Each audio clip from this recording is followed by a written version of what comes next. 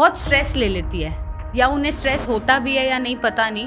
मतलब girlfriend boyfriend से breakup हुआ तो स्ट्रेस, यूपीएससी क्रैक नहीं हुआ तो स्ट्रेस, मेडिकल का एंट्रेंस क्रैक नहीं हुआ तो स्ट्रेस। मुझे लगता है डिप्रेशन लोग जो है बहुत जनरलाइज वे में यूज़ कर रहे हैं। कंपटीशन बहुत ज़्यादा हो गया एंड कंपटीशन का रीज़न मुझे ये भी लगता है कि सोशल मीडिया की स्ट्रेंथ ट्रेनिंग मैं सजेस्ट करती हूँ फीमेल्स के लिए। शायद यही रीजन है कि इतने सुसाइडल रेट्स बढ़ रहे हैं। हम ये जो कैंपेन है हमारा, ये सोरासिस को लेके ही है, क्योंकि मेरे पास ज़्यादा पेशेंट जो हैं वो सोरासिस के हैं और ये हम अगस्त में लॉन्च करने वाले हैं। और हमारे कैंपेन का नाम है सोरासिस ही तो है। बाहर जैसे मैंने देखा, अपना स्टडी किया, तो मॉडल्स फ्लॉन्ट करते हैं सोरासिस को, है ना, वो तो फुल कॉन्फिडेंट में है।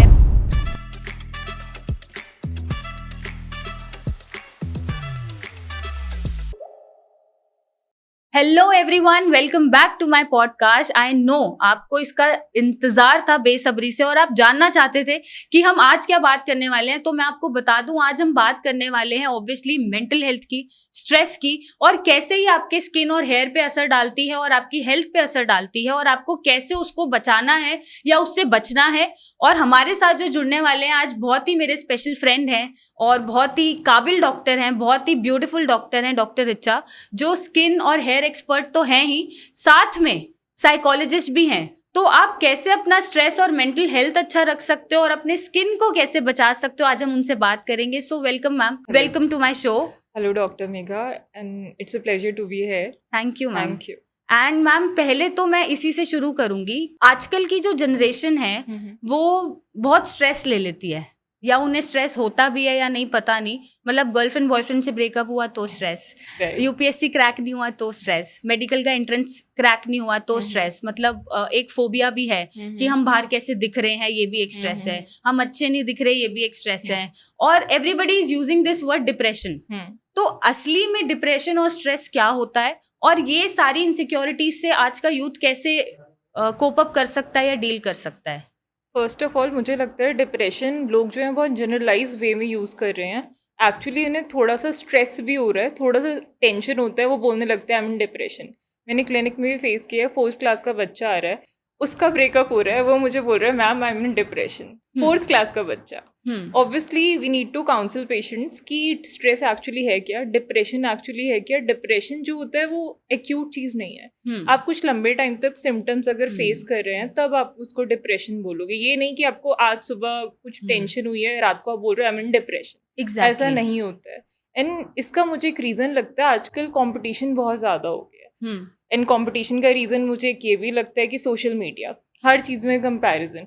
मेरी फ्रेंड जो थी वो सीए बन गई है, मैं तो नहीं बन पाई हूँ, वो तो पतली है, मैं तो नहीं हूँ, वो तो ऐसी दिखती है, मैं तो नहीं। हर चीज़ में कंपैरिजन। हस्बैंड वाइफ से वो कंपेयर कर रहे हैं, यार उसके हस्बैंड ने तो उसको रिंग लेके दे दी है, आप मुझे क्यों नहीं दे रहे हो। आप उनके स्ट्रगल्स नहीं देख रहे हो, आप उनका सिर्फ हैप्पी टाइम देख रहे हो। एंड इशू इज़ हर किसी की लाइफ में ना प्रॉब्लम्स एग्जिस्ट करती हैं, बट हम वो चीज़ नहीं देख रहे, हम सिर्फ उनके हैप्पियर टाइम्स देख रहे हैं। ऑब्वियसली आप सोशल मीडिया पे अपने अच्छे मोमेंट्स ही दिखाओगे, आप अपने कभी भी लड़ाइयों का, कभी भी आर्ग्यूमेंट्स नहीं शो करोगे। तो इसीलिए ज़रूरी है कि यूथ जो है उसको ज़रूरी है कि वो अवेयर हो उस चीज़ से। आप यूज़ करो social media but right way में, वो इम्पॉर्टेंट है। And meditation can help. रात को टाइम से सोना बहुत हेल्पफुल है। कुछ लोग मैंने देखा रात को सोने से पहले फ़ोन यूज़ कर रहे हैं, 2 घंटे पहले, 1 घंटे पहले आपको यूज़ करना बंद कर देना चाहिए फ़ोन एक्चुअली। उससे जो होता है रेडियो फ्रीक्वेंसी एमिट होता है, जिसकी वजह से आपका मेलेटोनिन जो है सप्रेस होता है, आपकी नींद खराब होगी। नींद खराब होगी, आपका सर्काडियन रिदम खराब होगा, उसकी वजह से फिर डिप्रेशन डेफिनेटली कॉज हो सकती है। तो रात को टाइम से सोना इज़ ऑल्सो वेरी इंपॉर्टेंट। क्योंकि मेरे पास जो पेरेंट्स आते हैं वो कंप्लेंट करते हैं, बच्चे बोल रहे हैं कि रात को मुझे 2-3 बजे तक ही पढ़ना है, सुबह जल्दी उठ के नहीं पढ़ेंगे, बोलेंगे मुझे रात को अच्छे से पढ़ाई होती है। अब सुबह उठ के पढ़ लो, ब्रह्म मुहूर्त बहुत अच्छी चीज़ है, सुबह उठो, अच्छे से पढ़ो, कोई दिक्कत नहीं है। रात को जग रहे हैं, ऐसा हो रहा है 3 बजे सो रहे हैं, 2:45 बजे तक आपके हाथ में फ़ोन है, इंस्टाग्राम स्क्रॉल करते जा रहे हैं। उसकी वजह से ऑब्वियसली आपको इशू आएगा। तो ज़रूरी है टाइम से अपना स्लीप साइकिल भी ठीक करो, ताकि जो मेलेटोनिन है उसका जो असर होता है वो लाइट एंड डार्क से बहुत ज़्यादा सप्रेस होता है वो। तो अगर आप टाइम से सोओगे तो आपको स्ट्रेस पे भी डिफरेंस दिखेगा। तो ऐसा मान सकते हैं कि जो रील है हमने रियल समझ लिया है और रियल को हम पीछे छोड़ गए हैं। बिल्कुल एग्जैक्टली सही बात Right? बोली आपने। तो ऐसे में जो इनसिक्योरिटीज हैं या पैनिक अटैक्स हमने देखा है, लोगों को आते हैं, वो शिवर करते हैं, बहुत एंशियस हो जाते हैं, स्वेटिंग हो रही है ना, और वो एकदम फेंट भी हो रहे हैं। तो इन अटैक्स के बारे में आप क्या बोलोगे? इसका सी डिफरेंट रीज़न हो सकता है कोई इसमें ब्रेन में भी इशू हो, डेफिनेटली कोई बिहेवियरल चेंज है, कोई इशू है इसके पीछे, जेनेटिक भी हो सकता है, क्योंकि डिप्रेशन मैंने देखा कई बार फैमिली में ना जेनेटिक ही चल रहा होता है। ट्रू। एंड ब्रेन में भी कुछ फिजियोलॉजिकल चेंजेस हो सकते हैं, कुछ स्ट्रक्चरल चेंजेस हो सकते हैं। एपिलेप्सी के केसेस में पैनिक अटैक्स हमने देखे, इवन माइग्रेन के केसेस में पैनिक अटैक्स हमने देखे हैं। तो रीजंस कुछ भी डिफरेंट। एंड काफ़ी लोगों को होता है सोशल एंजाइटी है, उसमें भी पैनिक अटैक देखने के लिए मिल सकता है। तो हर रीज़न को हमें किस तरह से डील करना है वो मैटर करता है। हर केस में ज़रूरी नहीं है मेडिकेशन की ही नीड हो, काफ़ी केसेस में काउंसलिंग भी हेल्प कर सकती है। तो मैम जैसे बहुत जगह लिखा हुआ है, या डॉक्टर्स हम लोग भी प्रिस्क्राइब करते हैं स्ट्रेस मत लो, तो स्ट्रेस ना ले और कम स्ट्रेसफुल हो, उसके लिए आप लोगों को क्या टिप दोगे कि वो कैसे अपना वर्क लाइफ बैलेंस और अपना जो स्ट्रेस फ्री लाइफ को एक लीड कर सके? एक feeling of content should be necessary, मुझे ऐसा लगता है।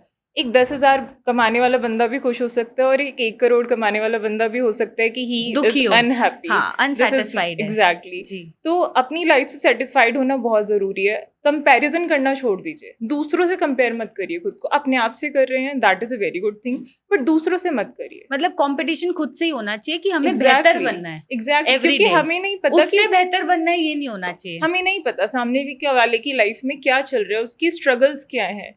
एंड हर किसी की जर्नी अलग होती है। हो सकता है सामने वाले की एज में, और सामने वाले की जो एज है वो 20 साल है, वो उसमें उसको सक्सेस मिल गई है, हमें 30 साल में मिली है। तो जरूरी नहीं है हम सामने वाले से खुद को कंपेयर कर रहे हैं। हर किसी की जर्नी डिफरेंट है।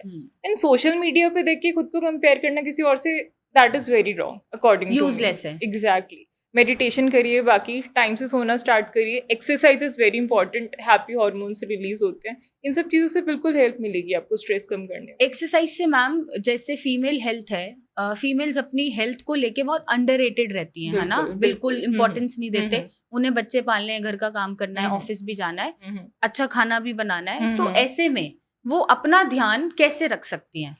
मैंने भी ये चीज़ फेस करी है। इनफैक्ट मेरे पेरेंट्स में भी मैंने ये देखा है, फ्रूट्स आ रहे हैं तो मम्मी आखिरी तक खाएंगी नहीं, बेटा तू खा ले। मैंने कहा मम्मी आपको बच्चेगा तो खाएंगे, बच्चेगा तो खाएंगे, ये वाला उनका माइंडसेट होता है। एंड शायद मेरा भी अब समहाउ ऐसे माइंडसेट थोड़ा सा होने लग गया है, बट दिस इज रॉन्ग। मुझे ऐसा लगता है अगर फीमेल ही सही नहीं है घर में तो सबका ध्यान कैसे रखेगी? एग्जैक्टली। एंड इंडियन फीमेल्स में तो सबसे बड़ा इशू है आयरन डेफिशिएंसी, अनीमिया। तो जरूरी ये है कि आप आधा घंटा निकालो, चाहे वॉक ही कर लो, बट एटलीस्ट आपकी ब्लड सर्कुलेशन तो इम्प्रूव हो। And if you can go for into gym या योगा ज्वाइन कर सकते हो, तो उससे अच्छा तो कुछ है ही नहीं। मैं डिफरेंस बताती हूँ जिम में एंड वॉक में। क्या काफ़ी औरतें होती हैं बोलती है मैं वॉक कर रही हूँ बट मेरा वजन कम नहीं हो रहा है। उसका रीज़न होता है कि हम जो डाइट ले रहे हैं, हम मोस्टली जो इंडियन डाइट है ना, प्रोटीन में बहुत कम है, कार्ब्स में बहुत ज़्यादा है। तो ज़रूरी है आप प्रोटीन रिच डाइट लीजिए, कार्ब्स थोड़ा कम कर दीजिए। फैट की भी अपनी एक वैल्यू है, but protein intake should be higher. जितना आपका वेट है उसको 0.8 से मल्टीप्लाई कीजिए, that is the requirement of a female and male. इतना आपको प्रोटीन लेना है दिन भर। एंड ठीक है, हर कोई प्रोटीन पाउडर नहीं ले रहा है, ज़रूरी भी नहीं है। आप उसके लिए vegetarian source, non vegetarian source बहुत सारे होते हैं आपके डाइट में। तो प्रोटीन पाउडर के अलावा भी कुछ ऐसे सोर्सेज हैं जिनसे हमें प्रोटीन मिल सकता है? डेफिनेटली, टोफू होता है, पनीर है, चीज़ है, चिडार चीज़ स्पेशली जो है, नट्स हैं, लेग्यूमिस फैमिली जो आपकी हो गई, दाल, राजमा, छोले, सब चीज़ें हो गई, चिया सीड्स हो गए, ये सब चीज़ें आप ले सकते हो। ये आपको बिल्कुल हेल्प करेंगी protein, specially for vegetarians. Definitely. And if you are non vegetarian then आप चिकन ब्रेस्ट ये सब ले सकते हो, एग्स ले सकते हो। एग्स हैं, फिश हैं, मेनी सोर्सेज। राइट। तो मैम आप इतने फिट हो, राइट, और इतने टाइम से मैं आपको देख भी रही हूँ, आप बहुत मेंटेन्ड हो, फिट हो। तो आप ऐसा क्या अपने लिए पर्सनली चूज करते हो to train yourself, to do exercise, और क्या आपकी फूड हैबिट्स रहती हैं और आपने कैसे ऐसे मेंटेन किया हुआ है? Thank you. First of all मैं रोटी नहीं खाती हूँ। मैं ये नहीं कह रही हूँ आप लोग भी मत खाओ, बट अगर मैं रोटी खा भी रही हूँ, आई ट्राई मैं बाजरा, ज्वार, इन सब की रोटी खाऊँ।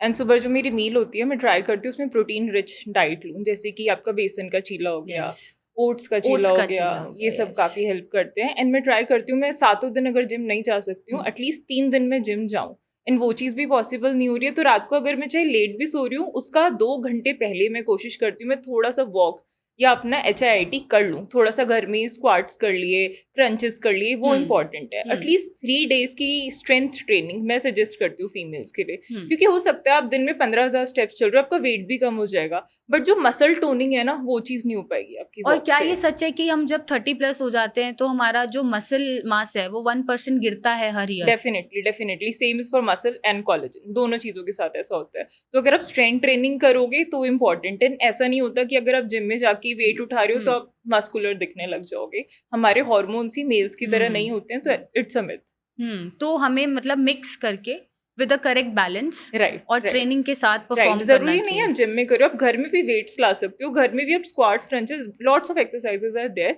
जिससे आपकी स्ट्रेंथ ट्रेनिंग हो रही है, वो जो चीज कॉस्ट इफेक्टिव भी है। Right. And I guess every female वो कर सकती है घर पे बिल्कुल बैठ के बिल्कुल भी, जरूरी भी नहीं है आपको 7 दिन करना, वीक में 3 से 4 दिन करिए, 30 to 40 मिनट निकालिए। आई थिंक इतना टाइम हर कोई निकाल सकता है। तो आपका फेवरेट क्या है exercise when it comes to exercise? आपका पर्सनल फेवरेट या पर्सनल इंटरेस्ट क्या है?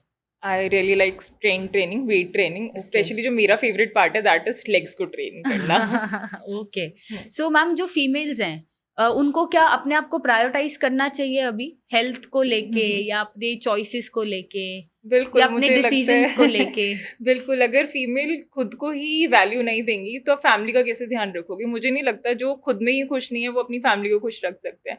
तभी लोग बोलते हैं कि बहुत चिड़चिड़ करती है। तो खुद को खुश नहीं रखोगे तो सबको कैसे खुश रखोगे ना? पहले अपने ऊपर तो ध्यान दो, अपनी हेल्थ तो अच्छी करो। फ्रूट्स ला रहे हो तो यार सब लोग मिलके खाओ ना। व्हाट इज दिस थिंकिंग कि लास्ट में बचेंगे तो खा लेंगे?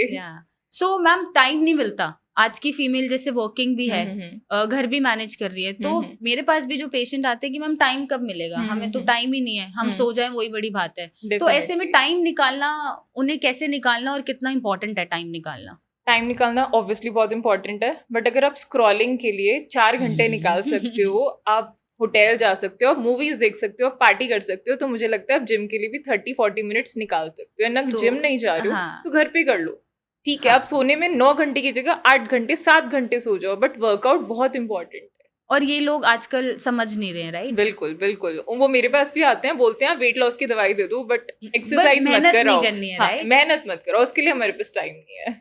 तो आजकल की जो जनरेशन है, मैंने ये भी नोटिस किया है, जब उन्हें स्ट्रेस है, डिप्रेशन है सो कॉल्ड, तो वो ये बोलते हैं कि हम ब्रेक ले रहे हैं, है ना, हमें काम नहीं करना है, हमें रेस्ट चाहिए 1 महीने का, 2 महीने का। तो आप इस पे क्या सोचते हो? क्योंकि मुझे तो ये यूजलेस लगता है कि जब अगर किसी चीज को आप डील नहीं कर पा रहे हो तो वर्क हार्डर। ब्रेक लेने से वो चीज सॉल्व नहीं होगी।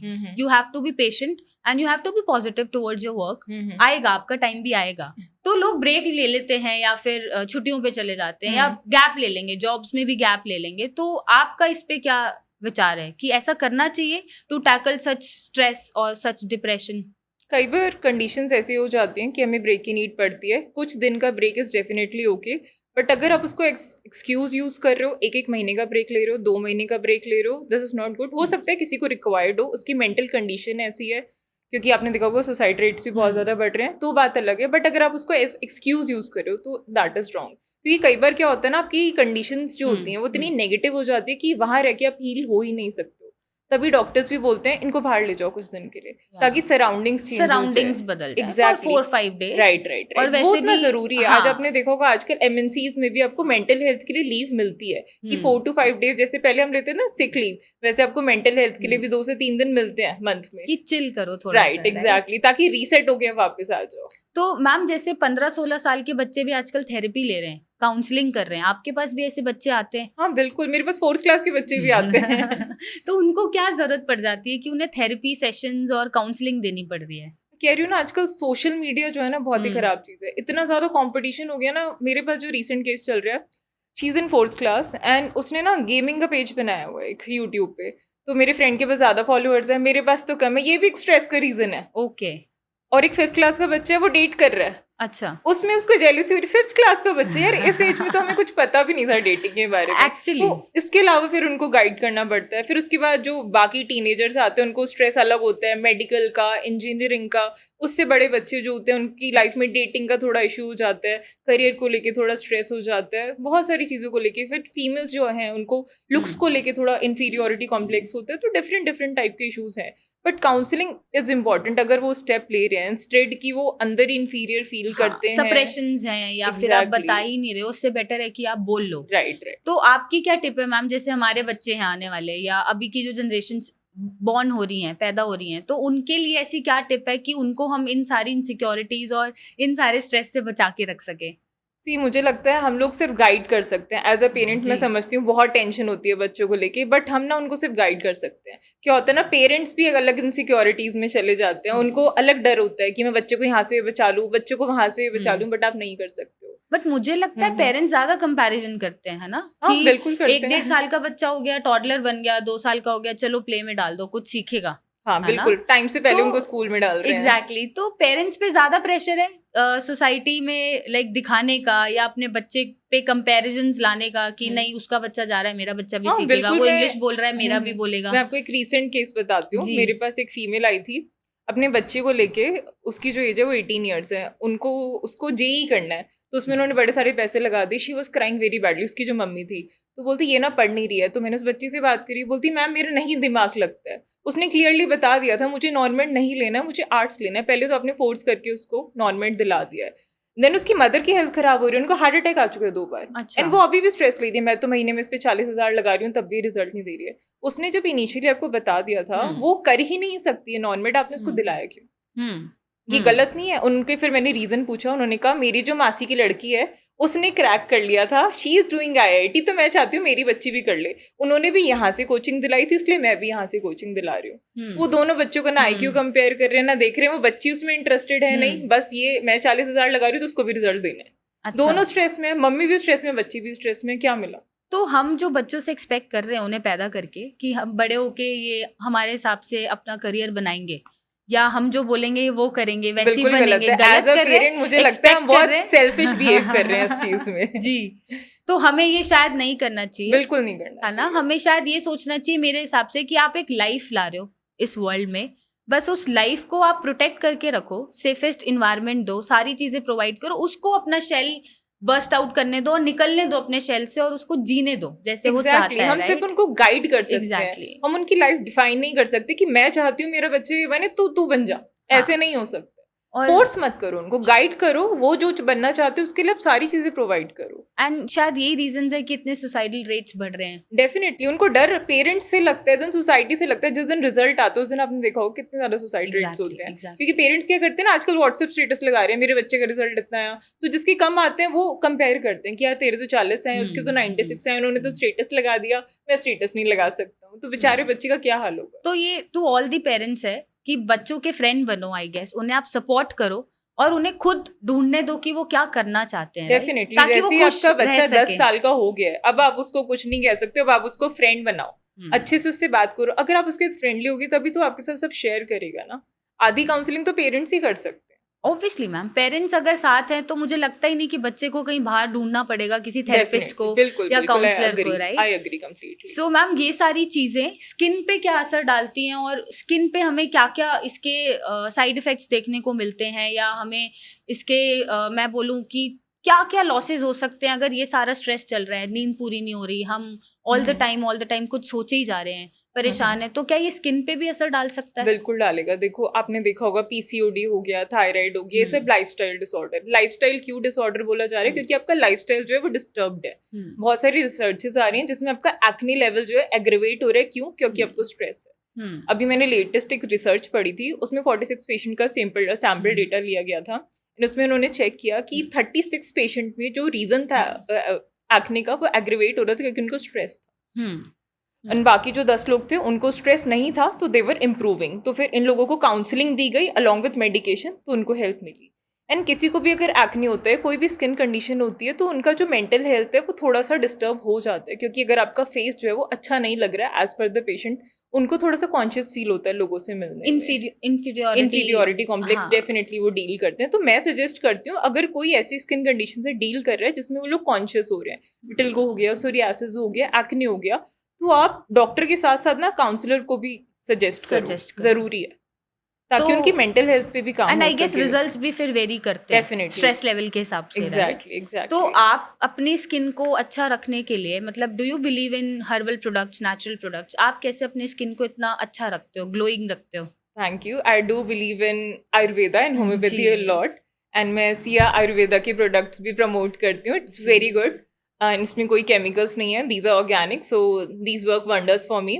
एंड मैं जो एक सजेशन है मेरा, सनस्क्रीन इंपॉर्टेंट चीज़ है, वो आपको यूज़ करनी चाहिए. अगर बाकी सब भी आप कुछ नहीं कर सकते हो ना, सीरम्स नहीं यूज़ कर सकते हो, मॉइस्चराइजर भी ठीक है एक बार के लिए आप साइड कर दो, सनस्क्रीन इज मस्ट. अगर आप घर में हो, बाहर हो, विंटर्स है, रेनी सीजन है, आप सनस्क्रीन जरूर यूज करो. बाहर तो स्पेशली करना चाहिए. एग्जैक्टली, क्योंकि लोगों में एक मिथ होता है कि आज बारिश आ रही है तो मैंने सनस्क्रीन यूज नहीं करी, विंटर्स है तो मैंने यूज नहीं करी. बट जो UVA और UVB रेज है ना, वो क्लाउड को भी पेनिट्रेट करती है ना, आपकी स्किन जो है उससे इफेक्ट होगी, हाइपर पिगमेंटेशन कम हो जाएगी अगर आप सनस्क्रीन यूज करना स्टार्ट करोगे. रिजल्ट देखने में 1 से 2 साल लग जाता है, बट अगर आप कंसिस्टेंटली यूज करोगे ना, आपको रिजल्ट देखने के लिए मिलेगा. तो मैम जब हम घर पे हैं, जिस दिन हमने बाहर नहीं जाना, हम रिलैक्स मोड पे हैं, तो तब भी सनस्क्रीन यूज करना यूज करना चाहिए, क्योंकि घर ऐसा थोड़ा उसमें विंडोज नहीं है, या हम ट्यूब लाइट्स के अंडर नहीं आ रहे, या हम फोन की ब्लू लाइट के अंडर नहीं है, तो जरूरी है अगर आप सनस्क्रीन यूज करोगे, एक प्रोटेक्टिव लेयर बन जाती है, आपकी स्किन जो है उससे प्रोटेक्टेड रहेगी. इट्स बेटर अगर आप सनस्क्रीन एक बार लगा रहे हैं, तो एक बार अगर बाहर जा रहे हो तो एटलीस्ट 2 बार लगाओ. तो बहुत ज्यादा भी यूज नहीं करना है और बहुत कम भी यूज नहीं करना है. एडिक्वेट अमाउंट आपको यूज करना है. Right. 2 finger rule is there. 2 finger का अमाउंट होता है, वो आपको डेली यूज करना ही करना है. Neck and the face area. Right. Okay. तो इससे पिगमेंटेशन इश्यूज भी सॉल्व होते हैं, कम हो जाते हैं. क्योंकि हैं. पिगमेंटेशन आपको पता है डिफरेंट टाइप की पिगमेंटेशन होती है, उसकी कॉजेस भी डिफरेंट होते हैं. अगर मिलाज्मा का केस है, उसमें हो सकता है थोड़ा स्टेबिलिटी आ जाए सनस्क्रीन की वजह से, बट वो कम नहीं हो पाएगा. ओके. तो ये जो पोस्ट 30-40 चलता है पिगमेंटेशन इशू, तो आप ये बोल रहे हो कि हम सनस्क्रीन से काफी हद तक उसको बढ़ने से एटलीस्ट रोक सकते हैं. राइट. डेफिनेटली. सो आपके पास जो मैम पेशेंट आते हैं, ऐसे भी आते होंगे क्योंकि you're the skin and the hair expert, तो उसमें जैसे हमें एक दिन में गोरा होना है, हमारा स्किन का टेक्सचर ही बदल दो, कलर ही बदल दो, तो क्या ये पॉसिबल होता है? एक्चुअली 90% पेशेंट जो है वो यही मांगते हैं कि मुझे गोरा कर दो.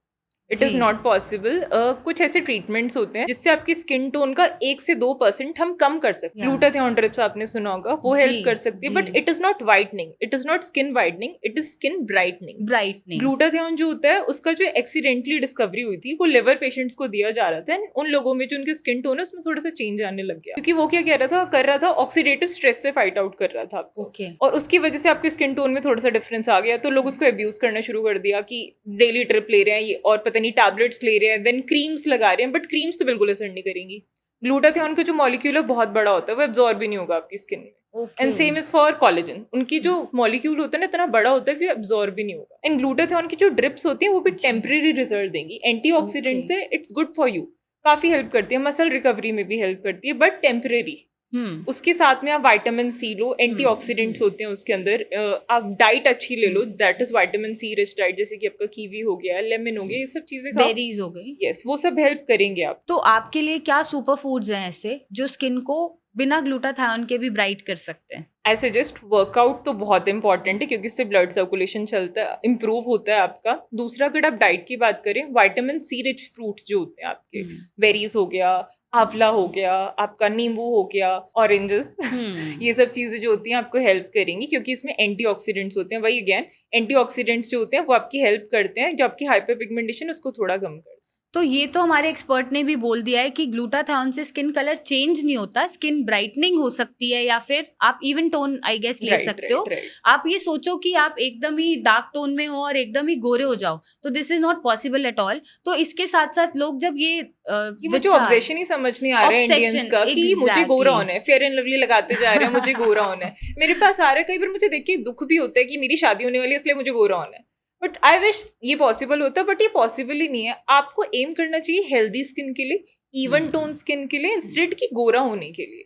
वो चीज पॉसिबल ही नहीं है. आजकल आपने सुना होगा, आजकल एक चल रहा है Korean skin care. Yes yes, वो चीज पॉसिबल नहीं है. Glass skin, right, Korean skin, तो क्या ये हमारे इंडियंस जैसे हम हैं वहाँ पे भी पॉसिबल है? डेफिनेटली नहीं. उन लोगों का जेनेटिक मेकअप पूरा अलग है, वहाँ की क्लाइमेट पूरी तरह से अलग है, उनका खाने का तरीका अलग है. आपने देखा होगा उनका फेस का स्ट्रक्चर जो होता है दैट इज डिफरेंट, उनकी बॉडी डिफरेंट है. तो कैसे हम लोग अपने आप को उनसे कंपेयर कर रहे हैं? अफ्रीकन से क्यों नहीं कंपेयर करते आप लोग खुद को? उनसे क्यों कंपेयर कर रहे हो? हम हमेशा ऊपर वाले जो अच्छा दिख रहा है उससे कंपेयर कर रहे हैं, हम नीचे तो जा ही नहीं रहे ना. इट्स नॉट लाइक दैट कि Africans do look bad, they look pretty. But actually क्या है ना कि हम लोगों की कंपैरिजन की जो इंटेंसिटी है ना वो बहुत बढ़ चुकी है. And I guess ma'am acceptance नहीं है. एग्जैक्टली, एंड मार्केटिंग वाले इस चीज को बहुत अच्छे से यूटिलाइज कर रहे हैं। तो मैम जो अफ्रीकन जैसे आपने बोला, तो दे आर तो very much comfortable in their skin, You should And- be comfortable in your skin. and this is the I guess true meaning of success and the confidence, right? When you are comfortable in your own skin, तो यही मुझे लगता है कि confidence इससे better हो ही नहीं सकता। Right, being a skin expert मैं भी यही बोलती हूँ कि मैं आपकी स्किन को इम्प्रूव करने में हेल्प कर सकती हूँ। मैं ऐसे नहीं कर सकती, बदल नहीं सकती। प्लस पेशेंट एक्सपेक्ट करते हैं कि सिंगल सेशन लिया एंड सब चेंज हो जाएगा।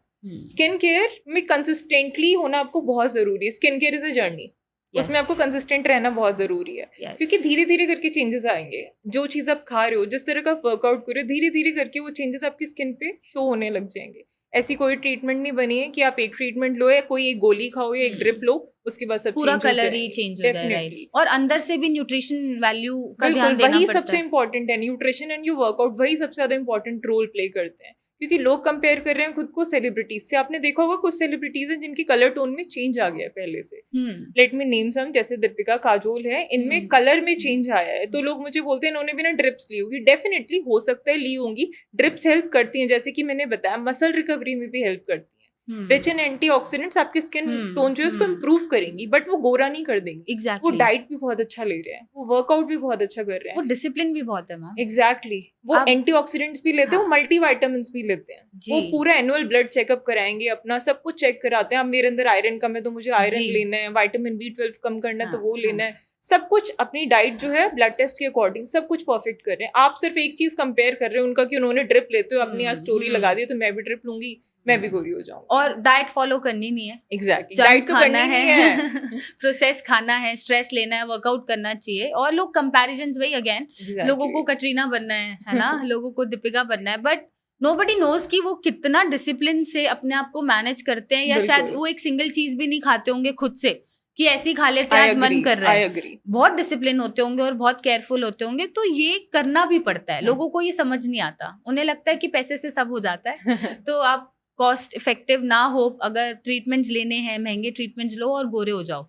तो ये उनको समझने की जरूरत है कि ऐसा नहीं होता। आपको इंटरनली एक्सटर्नली दोनों ही तरह से it works both ways, right? So ma'am जो एक्सरसाइज है, जैसे आपने बताया आपको स्ट्रेंथनिंग ज्यादा पसंद है, तो जो फेस योगा आजकल चल रहा है बहुत ज्यादा, उस पे हम योगा करते हैं, फेस एक्सरसाइजेस करते हैं, तो क्या it really helps in improving your wrinkles और जो भी लाइंस पड़ जाती हैं, फाइन लाइंस, उनको इम्प्रूव करने में हेल्प करता है? ये बहुत ही कॉन्ट्रोवर्शियल टॉपिक है, बट फेशियल योगा जो है लिम्फेटिक ड्रेनेज को इम्प्रूव करता है, ब्लड सर्कुलेशन को इम्प्रूव करता है, फेशियल टेंशन जो होता है उसको रिलीज करता है। तो रिंकल्स कुछ हद तक हो सकता है वो नहीं दिखे, बट इवन बोटॉक्स और इंजेक्टेबल्स भी जो होते हैं ना, वो जो स्टैटिक रिंकल्स होते हैं उस पर काम नहीं करते हैं। जो बोटॉक्स भी होता है उसका काम होता है मसल्स को पैरालाइज करना, कि कुछ दिन तक 6 to 8 months आपका वहाँ का जो मसल है वो काम नहीं करेगा। अच्छा, ये बोटॉक्स का काम होता है। And that too for temporary, right? Exactly, ऐसा कोई ट्रीटमेंट बना ही नहीं है परमानेंट कि आप लगा दो और आपका मसल वहाँ से खत्म ही हो जाए। हम कॉन्टिन्यूस यूज कर रहे हैं मसल्स का, वहाँ पे रिंकल्स पड़ना बहुत ही ज्यादा लाजमी बात है, तो उसको आप चेंज नहीं कर सकते हैं। फेशियल योगा से डेफिनेटली ब्लड सर्कुलेशन इंप्रूव होगा, थोड़ा सा लिम्फेटिक ड्रेनेज इंप्रूव हो जाएगा, तो हो सकता है थोड़ा बहुत ग्लो देखने के लिए मिल जाए, बट रिंकल्स कम करना is not possible according to me. So ma'am एक चल रहा है आजकल परमानेंट मेकअप, बहुत ट्रेंड में भी है, लोग करा के रखते हैं फॉर अ ईयर, फिर again they go for the permanent makeup. तो is it good for your skin, और वो स्किन को एकदम ही खराब कर रहा है, या क्या साइड इफेक्ट्स उसके हो सकते हैं? परमानेंट मेकअप में काफ़ी सारी चीज़ें हैं जो सेफ हैं, काफ़ी चीज़ें हैं जो मैं सजेस्ट नहीं करती हूँ। फर्स्ट ऑफ ऑल उसमें माइक्रो ब्लेडिंग आती है आईब्रोज के लिए, उसमें ऑर्गेनिक कलर्स का यूज होता है, दैट इज ओके। कुछ लोग यूज करते हैं बीबी ग्लो। बीबी ग्लो, मेरे पास पेशेंट्स आते हैं कि हमें स्किन का फाउंडेशन इफेक्ट चाहिए, उसमें कई बार जो होता है आपको PIH देखने के लिए मिल सकता है, पोस्ट इन्फ्लेमेटरी हाइपर पिगमेंटेशन, क्योंकि आप पिगमेंट जो हो नीडलिंग के थ्रू जो है वो इंसर्ट कर राइट। पेशेंट फोर्स करते हैं वो करने के लिए, देन उनको चाहिए परमानेंट लिप ब्लश, परमानेंट चीक ब्लश, ये सब भी चल रहा है आजकल। परमानेंट आईलाइनर चाहिए डिफरेंट कलर का, तो ये होता है ऐसा? हाँ, ये सब होता है। इसमें colours are safe, but I don't suggest it. मुझे नहीं लगता कि आपको ये करने की नीड है। अननेसेसरली स्किन को छेड़ने की जरूरत नहीं है। डेफिनेटली आईब्रोज में मानती हूँ कि आपके फेस का बहुत ही इंपॉर्टेंट फीचर है, उससे आपकी लुक पूरी इंप्रूव हो सकती है, you can go for that, but इससे ज्यादा आई डोंट सजेस्ट इट।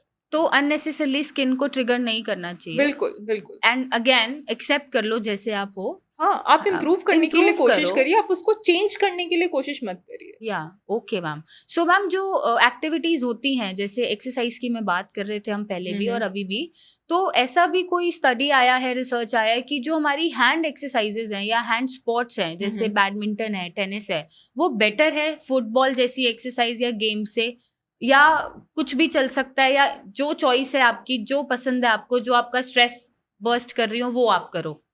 मुझे ऐसा लगता है ये चॉइस पे मैटर करता है, आपको क्या चीज़ पसंद है। बट मेरा पर्सनल जो एक्सपीरियंस है, मुझे लगता है बैडमिंटन इज़ वेरी हेल्पफुल। उससे आपके रिफ्लेक्सेस इंप्रूव हो जाते हैं, उसमें कोऑर्डिनेशन चाहिए होता है, हैंड आई मूवमेंट चाहिए, तो उससे जो कोऑर्डिनेशन इंप्रूव होती है, आपकी मेंटल हेल्थ इंप्रूव होती है। एंड उसमें ना आपके हाथ पैर सब चीज़ें चल रही हैं, सिर्फ हाथ के साथ ना पैर भी चलता है। एग्जैक्टली। वेट में भी हेल्प मिलेगी आपको।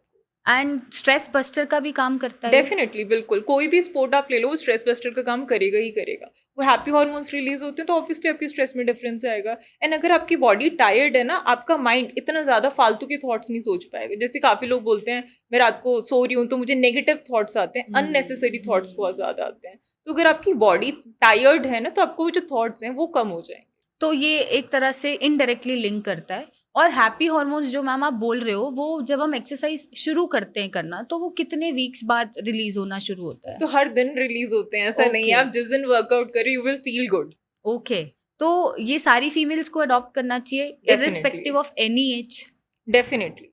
ओके, सो आप हमारी फीमेल ऑडियंस को क्या बोलना चाहेंगे इस बारे में, क्योंकि वो अपने आप को प्रायोरिटाइज नहीं करते हैं एंड ध्यान नहीं रखते हैं, राइट? तो आप उनके लिए क्या बोलोगे कि नहीं, अब अपने बारे में अपना ध्यान रखना शुरू करो, don't depend on your father, your husband, your son, but आप अपनी ज़रूरत हो।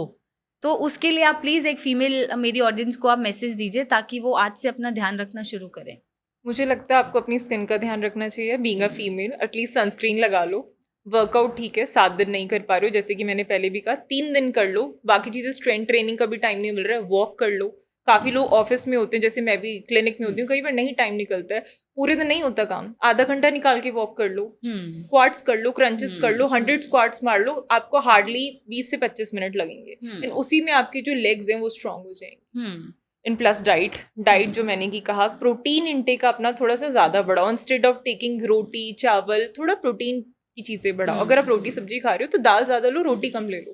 जो मेरे पेशेंट्स होते हैं, काफ़ी सारे बोलते हैं मैं रोटी छोड़ ही नहीं सकती हूँ, तो मैं बोलती हूँ आप उसमें ना ग्रेन्स जो होते हैं, सिर्फ आप आटे की जगह ना उसके अंदर थोड़ा सा आप बेसन ऐड करवा लो, चना ऐड करवा लो, उससे भी चेंजेस आ जाए।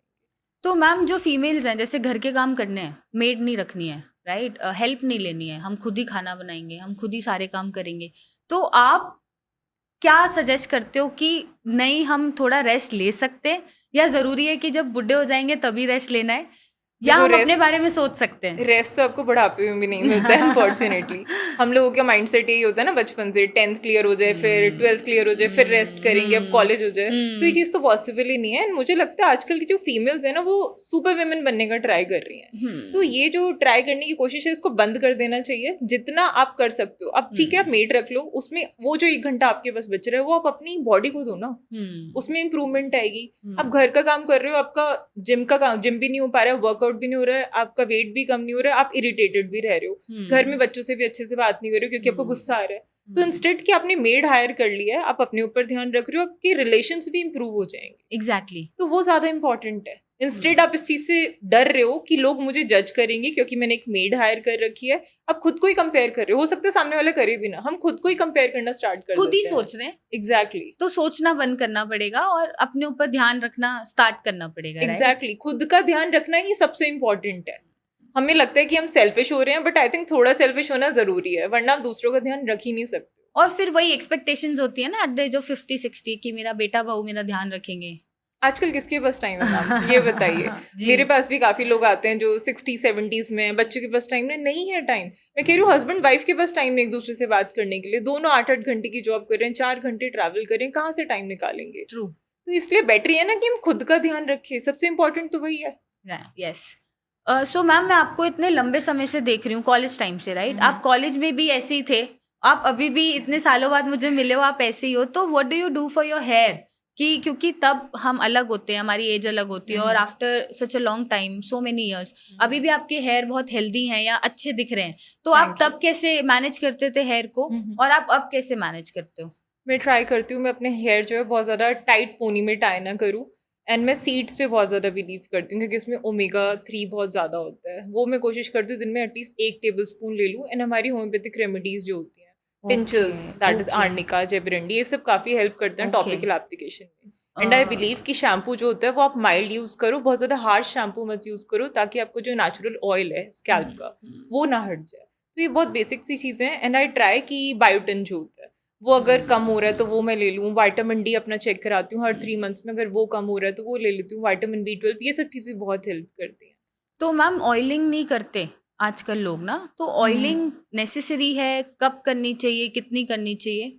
तो ऑयलिंग इज़ डेफिनेटली नेसेसरी। आजकल लोगों को लगता है ऑयलिंग नहीं करनी चाहिए, बट एज अ डॉक्टर मैं सजेस्ट करूंगी ऑयलिंग ट्वाइस अ वीक तो एटलीस्ट आपको करनी चाहिए। ओवरनाइट ऑयलिंग मत करो। आप जब वॉश कर रहे हो उससे 1 से 2 घंटे पहले एटलीस्ट आप ऑयलिंग करो, उससे आपके बालों को हाइड्रेशन मिलती है। It is very important. But dandruff अगर आपको है तो आप ऑयलिंग मत करो। उसके लिए आपको कीटोकॉनाजोल वाला शैम्पू यूज़ करना है। आपका सिया आयुर्वेदा का शैम्पू मैंने ट्राई किया, इट्स वेरी अमेजिंग। मैं अपने पेशेंट्स को भी रिकमेंड करती थैंक हूँ। You so much. कीटोकॉनाजोल में जो डैंड्रफ शैम्पू है वो सबसे अमेजिंग रिजल्ट देता है। अगर आप डैंड्रफ में यूज करोगे ऑयलिंग तो उससे बढ़ जाएगा, क्योंकि जो डैंड्रफ होता है वो माइल्ड फॉर्म है सेबोरिक डर्मेटाइटिस का, that is kind of fungal infection. तो उसे अवॉइड करना तो चाहिए मैम जो बस। हमारा शैम्पू आपने यूज किया या रेकमेंड किया फॉर द पेशेंट जिनको डैंड्रफ है, तो कीटोकोनाजोल से आप इसको बेटर बोलोगे क्योंकि इसमें स्टेरॉइड नहीं है और ये नेचुरल है, ऑर्गेनिक है? Definitely it's much better than steroidal form. Okay, so ma'am psoriasis जैसे है, जैसे डैंड्रफ है या डैंड्रफ के साथ लोगों को स्कैल्प सोरासिस होता है, बॉडी पे भी होता है, तो सोरासिस में क्या है ना कि पेशेंट मतलब डिस्टेंस बना लेते हैं, बहुत ज़्यादा कॉन्शियस हो जाते हैं, तो आप पेशेंट को क्या बोलोगे कि नहीं ये बीमारी नहीं फैलती छूने से, या आप भी पेशेंट देखते हो सोरासिस के, तो हमें तो नहीं हुआ अभी तक सोरासिस, और पेशेंट को कैसे डील करना है कि वो सोरासिस से बच जाए? सी ये ऑटो इम्यून डिजीज है। ये हम जो पेशेंट्स मेरे पास भी आते हैं, काफ़ी लोगों में ये एक बहुत ही ख़राब सा मिथ है कि अगर हम उनको टच करेंगे तो हमें भी हो जाएगा। तो डेफिनेटली उन पेशेंट्स के साथ हमें ऐसा बिहेव नहीं करना चाहिए। इन ऑटो इम्यून डिजीज इसको प्रिवेंट नहीं कर सकते हो, ट्रीट कर सकते हो बट प्रिवेंट नहीं कर सकते। एंड मैंने भी इसके बारे में सुना है कि आप लोगों को कुछ कैंपेन आ रहा है आई थिंक, तो प्लीज मुझे इसके बारे में जानना है। I am very excited. Ma'am ये जो कैंपेन है हमारा, ये सोरासिस को लेके ही है, क्योंकि मेरे पास ज़्यादा पेशेंट जो हैं वो सोरासिस के हैं, और ये हम अगस्त में लॉन्च करने वाले हैं। और हमारे कैंपेन का नाम है सोरासिस ही तो है। क्योंकि इंडिया में मैंने देखा है कि पेशेंट ने सोरासिस को हवा बना रखा है एज सच। ठीक है, कॉम्प्लिकेशंस होते हैं कुछ कुछ केसेस में, जैसे बहुत ज्यादा इरिटेशन है या ब्लीड हो रहा है या कट हो रहा है, बट हर सोरासिस केस में कॉम्प्लिकेशन कम देखने को मिलता है, और वो फोबिया ज्यादा है, सोशली एम्बैरेसमेंट ज्यादा है।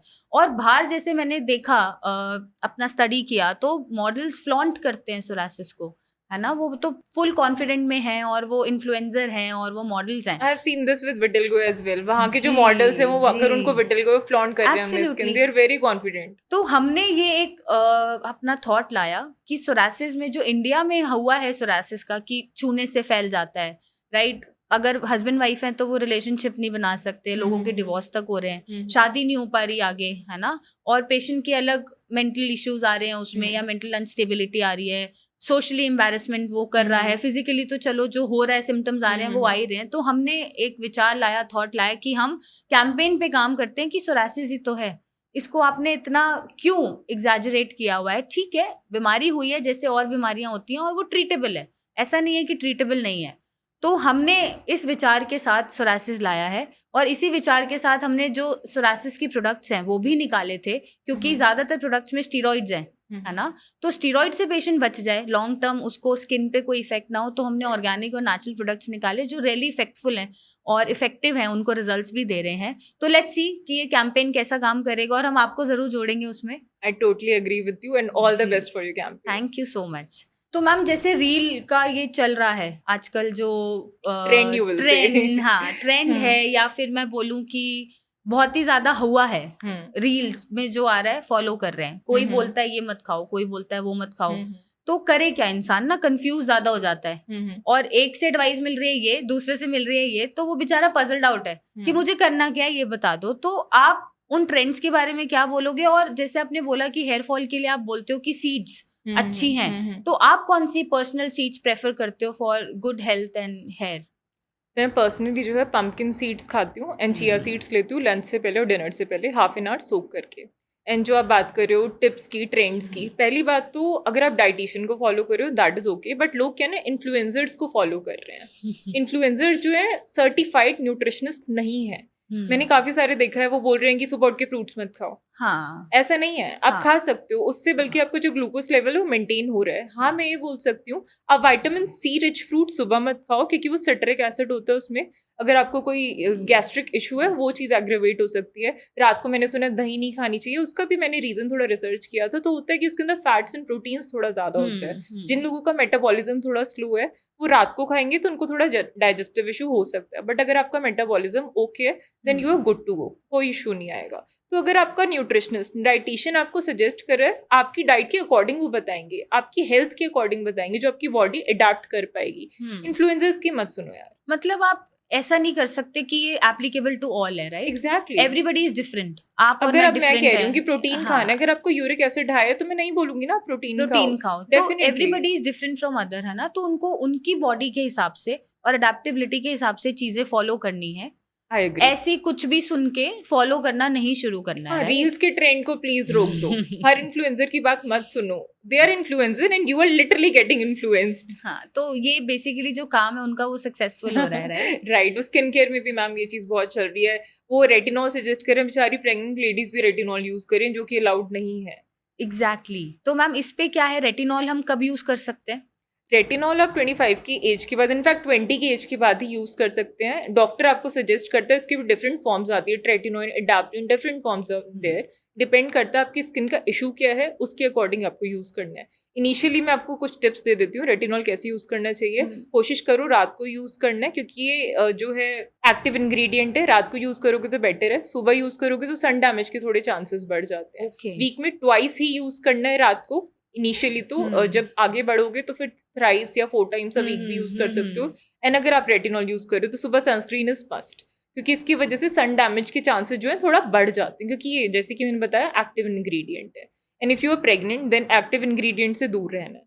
तो मैम प्रेगनेंसी में भी ऐसा है कि जो भी हम इंग्रेडिएंट्स यूज कर रहे हैं हमारी स्किन पे वो एब्जॉर्ब होते हैं और कुछ डैमेजेस दे सकते हैं काफी डेवलपिंग सारे फीटस को? ऐसे स्किन केयर इंग्रेडिएंट्स हैं जो आपको इशू क्रिएट कर सकते हैं, जैसे कि सैलिसिलिक एसिड हो गया, बेंजोइल पेरोक्साइड हो गया, रेटिनॉल हो गया। ये सब चीजें आपको अवॉइड करना है। रेटिनॉल का एक बहुत ही अच्छा ऑल्टरनेटिव है आयुर्वेदा में, बकूची ऑयल। Yes. वो आप यूज कर सकते हो इफ यू आर प्रेग्नेंट। तो प्रेगनेंसी में हमें कुछ चीजें अवॉइड करनी है। Definitely, रेटिनॉल आपको डॉक्टर के अंडर जी। ही यूज करनी है स्किन जी। केयर, इफ यू आर तो- प्रेग्नेंट और if you are planning to get pregnant और if you are breast feeding. तो मैम जो प्रेगनेंसी है, जनरल प्रेगनेंसी है, या जो जनता या जो लोग नहीं जा पाते to such recommendation to such doctors, उनके लिए आप क्या एडवाइस दोगे कि वो कौन कौन से इंग्रेडिएंट्स नॉर्मली घर पे यूज कर सकते हैं, या नहीं भी करेंगे तो चलेगा? सी, आप सनस्क्रीन यूज कर सकते हो, केमिकल मत यूज करो, मॉइस्चराइजर यूज कर लो, it's more than enough for your Enough. Pregnancy. And अगर आपको रेटिनॉल की आदत है तो आप ऑल्टरनेटिव जैसे कि मैंने बताया बकूची ऑयल पे शिफ्ट कर सकते हो। ओके, सो मैम जैसे प्रेगनेंसी में इश्यूज आते हैं, एक्ने हो जाते हैं, स्किन डल हो जाती है, बहुत लोगों की ग्लो करती है, या पिगमेंटेशन है, तो इन सब से जो फीमेल परेशान हो जाती है और उसका जो स्ट्रेस लेवल है वो बढ़ जाता है, हेयर फॉल भी होता है बहुत ज़्यादा, तो उनसे कैसे बचना है और वो उनको कैसे डील करें? क्योंकि ये टेम्परेरी है, आई गेस ये ठीक हो जाएगा, क्योंकि मेरा भी हो गया था आफ्टर द डिलीवरी, ये ऑब्वियसली नॉर्मल हो जाती हैं चीज़ें। तो इसमें हम कैसे डील कर सकते हैं to such conditions? First of all patient को हमें काउंसिल करना है, क्योंकि आपने सुना होगा पोस्टपार्टम डिप्रेशन Yes. हर किसी के साथ होता है। मैं तो कहती हूँ ड्यूरिंग प्रेगनेंसी भी फीमेल बेचारी परेशान ही रहती है, क्योंकि आपकी बॉडी के अंदर इतने सारे चेंजेस चल रहे हैं, अब खुद को एक्सेप्ट ही नहीं कर पा रहे हो कि मैं पहले ऐसी दिखती थी और अब मैं ऐसी दिख रही हूँ। Yes. दिस चेंजेस जो है आगे आप उस पर काम कर सकते हो, इवेंचुअली इंप्रूव हो जाएंगी। एंड ड्यूरिंग प्रेगनेंसी भी बहुत सारी ऐसी स्किन केयर है जो आप यूज कर सकते हो, जैसे कि मैंने बताया स्किन केयर में आपका मॉइस्चराइजर, सनस्क्रीन हो गया, इवन नियासिनामाइड हो गया, ग्लाइकोलिक एसिड हो गया, विच इज लेस देन 6%, ये आप यूज कर सकते हो। आपके हाइपर पिगमेंटेशन में ये चीजें हेल्प करेंगी। अदर देन दिस तो आपको कंसल्ट करना चाहिए डॉक्टर को, इसके अलावा आपको कंसल्ट करना चाहिए। मैं कह रही हूँ इन चीज़ों के लिए भी आपको कंसल्ट करना चाहिए, क्योंकि काफ़ी बार हम जो क्रीम लेके आते हैं उस पर हमें नहीं पता होता उसका इंग्रेडिएंट क्या है, उसमें ऐसे पीछे छोटा सा कुछ ऐसा इंग्रेडिएंट लिखा होता है which is not safe for your baby. तो बेटर यही है हम डॉक्टर की रिकमेंडेशन से चले। तो मैम ऐसा मैंने सुना है, मैं भी रिसर्च कर रही थी, स्क्रॉल कर रही थी, तो ऐसा एक ट्रेंड चल रहा है कि हम प्रेगनेंसी के दौरान जो भी खाते हैं, तो बच्चा जब पैदा हो रहा है तो वो भी उसी के टेस्ट बर्ड्स लेके पैदा हो रहा है, वो भी वही खाएगा। तो इज इट पॉसिबल, क्या ऐसा होता है कि कुछ ट्रांसफर हो रहा है और जो हमारी क्रेविंग्स चल रही हैं या जो जैसा खाना हम खा रहे हैं वो पैदा होने के बाद वैसा ही खाना खाएगा? मैंने भी ऐसे सुना है, see I am not expert in this, but जी। मैंने भी ऐसे सुना है। इनफैक्ट मुझे ऐसा लगता है मेंटली भी जो मदर उस टाइम पे फील कर रही है वो बच्चा भी फील नहीं, करता वो तो है। एब्सोल्युटली जैसा मेंटल लेवल है, और आप हैप्पी हो तो बच्चा भी हैप्पी होता है, स्ट्रेस में हो तो बच्चा भी थोड़ा स्ट्रेसफुल होता है। ये तो मैम मेरा भी एक्सपीरियंस रहा है मेरी डिलीवरी के दौरान, बट एज सच मैंने नोटिस नहीं करा कि जो मेरे उस टाइम पे टेस्ट थे वो बच्चे के वही टेस्ट चले आ रहे हैं, क्योंकि वो बदलते रहते हैं मेरे हिसाब से एज के हिसाब से। बच्चे को जो जो जो जो एक्सपोजर मिलता रहता है एग्जैक्टली उसको उसका वो टेस्ट जो अच्छा है वो लगता है। अडेप्ट कर लेता है। तो Exactly. मुझे ऐसा लगता है इट्स अ मिथ, ऐसा नहीं होता है। प्लेसेंटा से न्यूट्रिशन जा रहा है, मुझे ऐसा नहीं Taste लगता नहीं कि जा रहा टेस्ट होगा। नहीं पॉसिबल है। और वो बाय द एज तो शायद बदलता रहता है, क्योंकि हाँ, हर किसी बच्चे का टेस्ट अलग हाँ, होता है। मेरे कुछ भी- मदर्स वेजिटेरियन है, हाँ, उनके हाँ। बच्चों को नॉन वेजिटेरियन पसंद होता है। एग्जैक्टली जैसे मेरा भी बच्चा है तो वो कुछ टाइम तो कुछ खाएगा फिर छोड़ देगा, फिर वो शिफ्ट हो जाएगा जैसे Then- जैसे उसको एक्सपोजर मिलता रहेगा डिफरेंट डिफरेंट टेस्ट का, वो उस हिसाब वो से adapt करते अडेप्ट जाएंगे, करता जाता है। बिल्कुल। तो ये this is completely the myth, right? Exactly. So ma'am अक्सर क्या होता है, हमारी जो डाइटरी हैबिट्स हैं, जो हमारी खाने की आदत है, लोगों को लगता है ब्रेकफास्ट स्किप कर देते हैं उससे हमारा वेट भी गिर जाएगा और हम पतले हो जाएंगे। तो क्या ऐसा करना चाहिए? ब्रेकफास्ट स्किप करना एडवाइजेबल होता है? मेरे अकॉर्डिंग ब्रेकफास्ट जो होता है आपका दिन का सबसे इंपॉर्टेंट मील होता है। ब्रेकफास्ट का मतलब है ओवरनाइट फास्टिंग को आप तोड़ रहे हो। Yes. इससे आपका मेटाबॉलिज्म इंप्रूव होगा, इससे आपका जो कोलेस्ट्रॉल है बैड वाला वो कम होता है। तो मेरे अकॉर्डिंग तो ब्रेकफास्ट इज वेरी इंपॉर्टेंट। अगर आप ब्रेकफास्ट करोगे उससे आपका मेटाबॉलिज्म फास्ट हो जाता है, शुगर स्पाइक जो होता है वो कंट्रोल में आ जाएगा, ग्लूकोज जो हमारे सेल्स को चाहिए काम करने के लिए वो खाने के थ्रू मिल जाएगा, आप बेटर तरह से फंक्शन कर पाओगे। तो मैम जैसे ये एक है कि एक मील छोड़ देते हैं तो हमारा वेट लॉस हो जाएगा, तो कौन सा मील छोड़ना है और कब तक हमें खा लेना चाहिए खाना? सी मील तो कोई भी नहीं छोड़ना चाहिए, बट ऐसा है कि डिनर जो है अगर आप सनसेट तक कर लोगे तो बहुत अच्छा रहता है। उसके बाद नहीं खाना उसके चाहिए? बाद नहीं खाना चाहिए। उसके बाद अगर आपको भूख लग रही है तो बहुत लाइट चीजें जैसे कि फ्रूट्स हो गया, आपके सूप्स हो गया, ये सब चीजें आप ले सकते हो। बहुत हैवी डाइट मत लो आप सोने से पहले, क्योंकि सोना ही है, कोई एक्टिविटी नहीं है। उससे आपकी बॉडी जो है थोड़ा लिथार्जिक स्टेज में चली जाएगी, मेटाबॉलिज्म थोड़ा स्लो हो जाता है।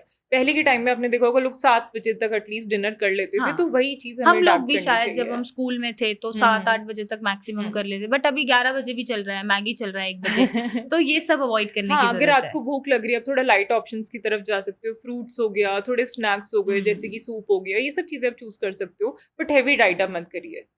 तो मैम हम एक गेम खेल रहे हैं, रैपिड Okay. फायर। ये हमारा पॉडकास्ट का इंटरेस्टिंग सेशन होता है, छोटा सा, ताकि Okay. जो ऑडियंस है वो बोर ना हो और हमारी बातों को सुने और उसको फॉलो करे, राइट? Right. तो मैं बस आपको एक वर्ड दूंगी, आपके दिमाग में जो भी आए आपको बस आंसर करना है इंस्टिंक्ट Okay. के साथ, राइट? ठीक है। तो मेरा जो पहला वर्ड है मैं स्टार्ट करती हूँ, best exercise. I See, need it's a time. rapid. I need some time. See, it's a rapid. Okay. Rapid. So rapid होना चाहिए, right? Okay, weight training. Okay. So weight training में your best body part to train. Leg. Okay, legs को हम कैसे और better strong बना सकते हैं? Okay. Squats and lunges. And हमारा best hair care routine? Serums in your length and ketoconazole shampoo even if you're not having dandruff at least once a week if you're not having dandruff, and अगर dandruff है तो thrice a week। वरना जो shampoo है आप mild use करो। Serums हो गया, आयुर्वेदिक सीरम्स होते हैं जैसे सी आयुर्वेदा के भी सीरम्स आते हैं हेयर ग्रोथ के लिए, वो आप यूज कर सकते हो। हेयर मल्टी वाइटामिन आ सकते हैं, वो हेल्प करते हैं। Best skin care product? Sunscreen most important. Hydration? Hydration internally electrolytes and externally hyaluronic acid creams, it helps. And your best natural hydrator? Natural hydrator, I would say in drinks it's नारियल पानी, it's very effective. Okay, electrolytes? Electrolytes आजकल लोग जो है पानी के लिए, आपने सुना होगा, बहुत ज़्यादा पानी पी रहे हैं। इनफैक्ट मैंने रिसेंट एक न्यूज़ पढ़ी थी कि ज़्यादा पानी पीने की वजह से डेथ हो गई। तो पानी ज़्यादा नहीं पीना। अगर आप पानी कॉन्टिन्यूसली पी रहे हो, you are going for urination, तो कोई उसका हेल्प नहीं हो रहा। उसमें थोड़ा सा सॉल्ट ऐड कर लोगे, इलेक्ट्रोलाइट ऐड कर लोगे, तो वो आपका हेल्थ गेम जो है वो पूरा चेंज कर देगा। तो ma'am how many litres of water a day? At least 3 to 4 liters. To every body type? या 3 to 4 liters, मिनिमम 3 तो ले सकते हो आप। एंड नेचुरली जो हमारा यूरिन प्रोडक्शन हो रहा है वो एटलीस्ट दिन में कितनी बार होना चाहिए? एटलीस्ट 4 to 5 times तो मिनिमम है ये। Okay ma'am, it was a fun round. हाँ हाँ, तो ऐसी फन राउंड करते हैं हम। ओके। और वो ये तो मैम थोड़ा सा फन राउंड होता है ताकि पेशेंट को शायद डेप्थ समझ आ जाए या ऑडियंस को डेप्थ समझ आए कि हम क्या समझाना चाह रहे हैं और ये फॉलो भी करें और उनका इंटरेस्ट बना रहे, राइट? क्योंकि आजकल की जनता बहुत ज़्यादा बोर हो जाती है। सो मैम बहुत अच्छा लगा आप यहाँ आए हैं, आपने हमें टाइम दिया है and really really really great time to have such conversations with you. हम आपको बुलाते रहेंगे और आपके साथ कैंपेन में भी जुड़ेंगे, सोरायसिस ही तो है, ताकि हम लोगों को शायद भटकने से बचा पाएं और क्या सही है वो उनको फॉलो करना है, कुछ भी सुन के नहीं अडाप्ट करना है, right? Looking forward to it and thank you for calling me here. Thank you so much. So ये था हमारा podcast with doctor Richa. I hope आप लोगों को बहुत चीज़ें समझ में आई होंगी, क्या फॉलो करना है क्या नहीं करना है, ये कन्फ्यूजन दूर हुआ होगा और आई नो कि आप अगले पॉडकास्ट का भी वेट करेंगे। अगर आपको ये चीज़ें वैल्यूएबल लग रही हैं और लग रहा है शेयर करनी चाहिए ताकि लोगों का मिथ दूर हो, कन्फ्यूजन दूर हो, तो प्लीज़ इसको शेयर करें, ज़्यादा से ज़्यादा देखें और वही फॉलो करें जो आपके शरीर के हिसाब से अच्छा है या आपको सूट करता है। हम हर पॉडकास्ट में यही बोलते हैं। और खुश रहिए, प्लीज़ स्ट्रेस मत लीजिए, खुश रहिए, लाइफ को एंजॉय करिए और हमें देखना मत भूलिए, सब्सक्राइब करिए, ऐसी मत देखिए और बेल आइकन ज़रूर दबाइएगा ताकि नए नए पॉडकास्ट आपको मिलते रहें। Thank you and take care.